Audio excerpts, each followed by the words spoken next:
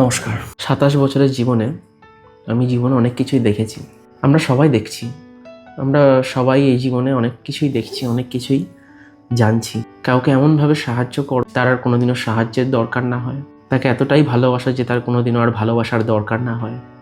খুশি থাকাটা সহজ। খুশি থাকার মধ্যে তোমাকে শুধু এটা ভাবতে হবে যে তুমি দ্রষ্টা।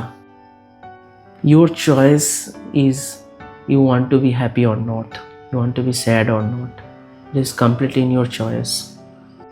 How to be happy is the question আমাদের সমাজে এখন সবাই করছে।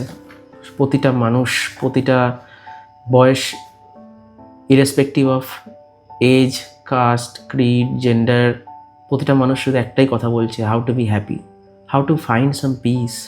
কীভাবে শান্তিতে থাকা যায়। নিজের সুখের দুঃখের দায়িত্বভার যদি অন্য কাউকে না দিই, আমি কি অন্য কাউকে আমার সুখের দায়ভার চাপিয়ে দিচ্ছি?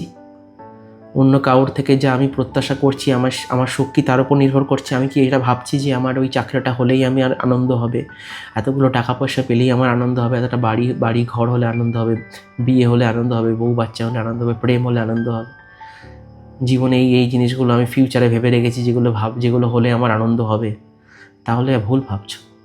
হয় না, এরকম হয় না। আমি আমার জীবনের সমস্ত কিছু দেখেছি। একটা দারিদ্রতা, চরম দারিদ্রতা থেকে শুরু করে আজ আমি একটা অনেক ভালোই মোটামুটি একটা চাকরিতেও করছি, টাকা পয়সা সব আছে। কিন্তু কোথাও একটা তুমি বুঝবে, যখন তুমি দেখবে সেই জিনিসটা, যে যখন তুমি পেয়ে যাবে, যে still something is missing inside, something is missing. তুমি ভালোবাসা খুঁজবে, ভালোবাসা পেয়ে যাবে, প্রেম খুঁজবে, প্রেম পেয়ে যাবে, কিন্তু সব কিছু পাওয়ার পরেও একটা সময় পরে সেই সব কিছু খালি হয়ে যাবে। মনের ভেতরে তোমার হতাশা চলে আসবে যে কি হলো, কিছুই তো হচ্ছে না, সব কিছুই তো খালি খালি। আর এই জিনিসগুলো তারাই অনুভব করে যারা সত্যি সত্যি হবে একটু জীবনটাকে একটু ভাবে জীবনে, একটু দাঁড়ায় এবং দাঁড়িয়ে ভাবে যে কী করছে। এমন নয় যে সবসময় যে দৌড়াচ্ছে, সে কোনোদিনও চিন্তা ভাবনা করবেই না। সে মোহ মায়ার ভেতরে ডুবে আছে, সে কোনোদিনও জাগবেই না। সে যতদিন না জাগছে ততদিন সে ওরকম, তার ভেতর কোনো এরকম চিন্তাভাবনা হবে না। যে একটু ভাবছে, যে একটু চিন্তা করছে যে কেন তার এরকম লাগছে, তাহলে আমি বলে দিই যে এটাই সত্যি এবং এটাই স্বাভাবিক।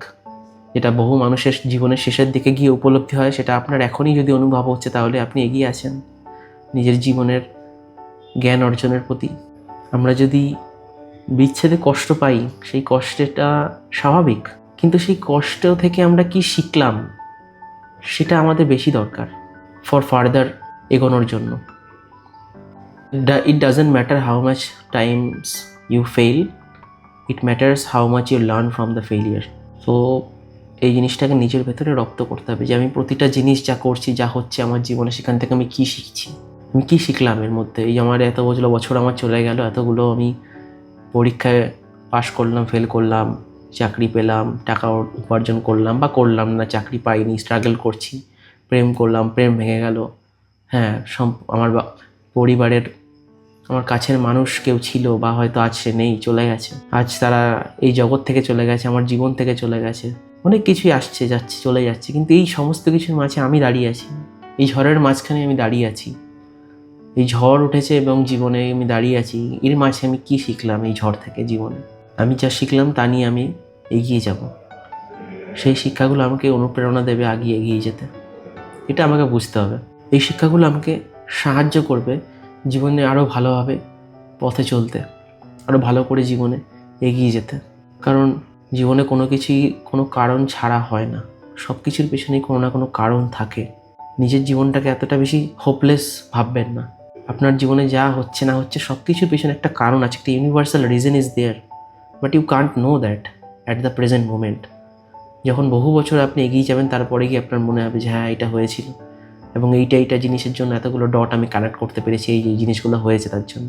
So don't give up hope, don't give up, just fight for yourself, fight for your happiness, fight for your love, fight for your life, live for yourself, be there for yourself and only for yourself first. This is the life.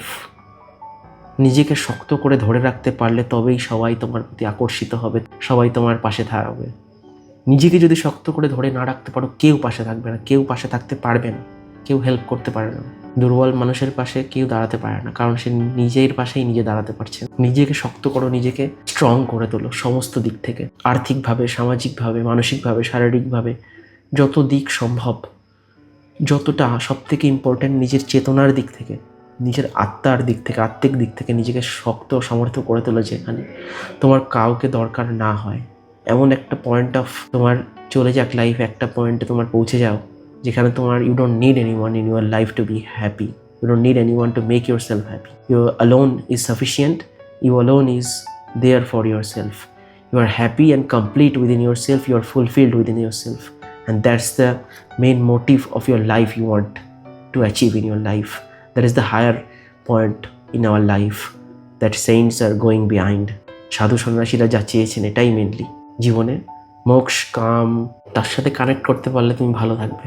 মোক্ষ একটা জীবন, সমস্ত মোহ মায়া থেকে মুক্তি লাভ করার উদ্দেশ্যটাই এটাই। কিন্তু বিবেকানন্দ এটা বলেননি, এই সংসার থেকে পালিয়ে যেতে বলেননি বিবেকানন্দ। এই সংসারে থেকেও তুমি সব কিছুর মধ্যে থেকেও তুমি ডিট্যাচড কি করে থাকবে, সমস্ত কিছু উপার্জন করেও, লড়াই করেও, তুমি পেয়েও সেগুলো কিভাবে তুমি হারানোর জন্য দুঃখ না পাবে, সমস্ত কষ্টটা করেও তুমি, পথটা চলেও তুমি, যুদ্ধটা লড়াই করেও তুমি ফলটা পাওয়ার জন্য আর আকুল হচ্ছ না, এটাই detachment. And this is the way of life, is a brighter way of life, or can I say biggest way of life. Even if someone lives, even if your past self, তোমার অতীতে তুমি যেটা ছিলে সেটা আর তুমি নও, তুমি আর নেই সেটা, তুমি সেটা ভেবে হয়তো ভাবছো যে আমি অতীতে অনেক ভালো ছিলাম, অতীতে অনেক আনন্দে ছিলাম, এখন আর আমি কেন নেই সেটা, এখন আমি কেন হতে পারছি না সেটা। পারবে না, কারণ এখনটাও তুমি, সেটাও তুমি, এবং আগে যেটা হবে সেটাও তুমি, এবং এই প্রতিটা তুমির মধ্যে তোমার ভেতরে যে ছিল সে বর্তমান, সে চিরবর্তমান। তাই তুমি একা নও কখনোই, না তুমি শৈশবে একা ছিলে, না তুমি এখন একা আছো, না তুমি বার্ধক্যে একা হবে। কিন্তু তুমি ভাবছো এরকম, তুমি ভাবছো কারণ তোমার শারীরিকভাবে তুমি একা। শারীরিকভাবে এই জগতে, আমরা পার্থিব জগতে একটা সামাজিক জন্তু হিসেবে থাকি, কিন্তু আমরা যখন শারীরিকভাবে একা থাকি আমাদের মনে হয় যে আমরা একা আসলে, কিন্তু আসলে আমরা একা নই। একা ভাবলেও আমরা একা নই। আসলে there is someone within us who is watching our self. আমাদের লাইফটাকে যে দৃশ্য, যে অডিয়েন্সে বসে দেখছে, সে কিন্তু দেখছে। তার সাথে কানেক্ট করতে পারলে তুমি সবার সাথে কানেক্ট করতে পারবে, এবং তার সাথে কানেক্টটা করতে পারলে তুমি কারোর সাথেই কানেক্ট করতে পারবে না। নিজে ভালো না থাকলে কাউকে ভালো রাখা যায় না, নিজে আনন্দে না থাকলে কাউকে আনন্দে রাখা যায় না, এটাই নিয়ম জীবনের। তাই প্রথমে নিজেকে ভালো রাখতে হবে, নিজেকে আনন্দে রাখতে হবে, নিজেকে উচ্ছ্বাস এবং সমস্ত বাধা বিপত্তি যন্ত্রণার ওপরে তুলে নিজেকে আনন্দে রাখতে হবে, এবং এইভাবেই আমরা জীবনের পথ চলবো একসাথে। আমরা একাই এসেছি, একাই চলে যাব, আমরা কত সহজে বলে দিই, ঠিক, কিন্তু মাঝখানে এই যে মানুষগুলো আসবে যাবে, এতগুলো মানুষ, সেটা আমরা কিভাবে আমাদের ভেতরটাকে পরিবর্তিত করে, কিভাবে আমাদের ভেতরকে পাল্টায়, কিভাবে আমাদের মনুষ্যত্বের বিকাশ ঘটায়, কিভাবে আমাদের বিবেক বুদ্ধির জাগরণ ঘটায়, কিভাবে আমরা নিজেকে প্রস্ফুটিতভাবে নিজেকে দেখি, আরও পরিষ্কারভাবে নিজেকে দেখতে শুরু করি, জীবনকে পরিষ্কারভাবে দেখতে শুরু করি, ঘটনাগুলোকে যা ঘটে যাচ্ছে আমাদের সাথে এবং অন্যের সাথে, আমাদের পারিপার্শ্বিকভাবে আমাদের সাথে যুক্ত হয়ে আছে ঘটনা, সমস্ত জিনিস, experience of life, how we see it is, that is showing the quality of our life. So don't chase anyone, anything in life. Just be at this present moment to reinvent yourself, to rediscover yourself, that you are there, you are not a static person, you are a dynamic person. তো আজ দুঃখ থাকলে কাল তুমি আনন্দই আসবে, আর আজ আনন্দে থাকলে কাল তা থাকতেও না পারে। কিন্তু আনন্দের কারণটা যদি এমন হয় যা ভেতরে আছে, তাহলে তা কোনোদিন যাবে না, কোনোদিনও যাওয়া সম্ভব না। তা যা পরমাত্মার সাথে নিজেকে, আত্মাকে যুক্ত করে রাখে এমন একটা আনন্দ, তা কোনোদিনও যাওয়া সম্ভব নয়। এই